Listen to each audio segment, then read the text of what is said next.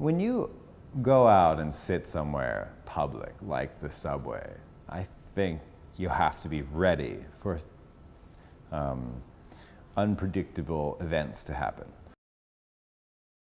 About 9 months ago, I made a little office with wall art, and I would just talk to people. And because of that, they would say things like, "Oh wow, this is great, this feels like therapy."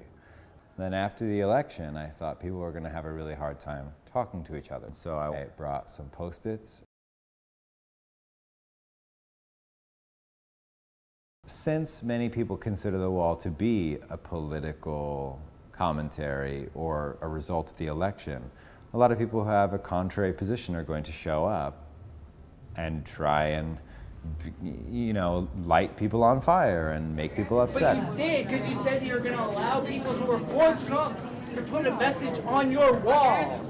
That is a political message. When you say that that is going to be accepted, that is a political message. You're willing to allow hate and anti-acceptance to exist, and that is wrong. Do not open this wall. If you want diversity and open this, it's not okay.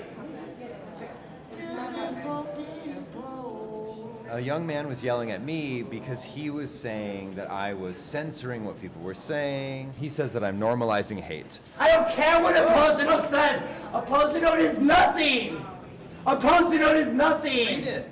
Regardless of whether people agree with each other or not, if you're going to provide someone with an opportunity to express themselves, you know, we learn through dialogue, so we need to talk to people who are different than us. It's a two-sided dialogue, so I read the note, here it is. Here's the idea. It came to me, I read it. I understand it. I do not agree with it. Anger now, fight next.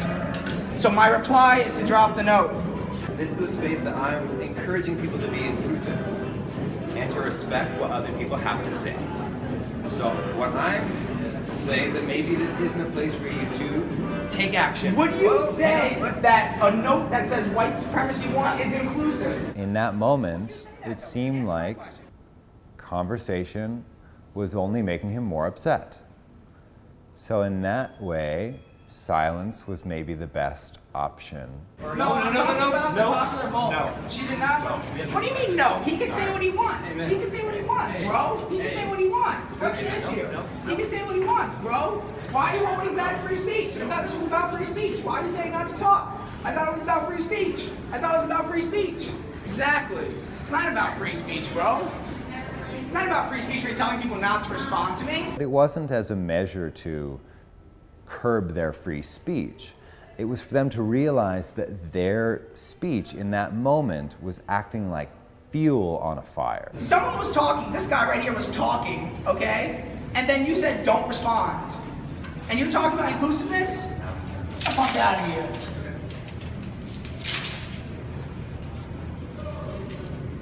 And you know what? I support a lot of the notes I just knocked down, but I just want him to go pick them back up. I feel like I learned a lot about people and when is a good time to have conversation and when is not a very good time to have conversation.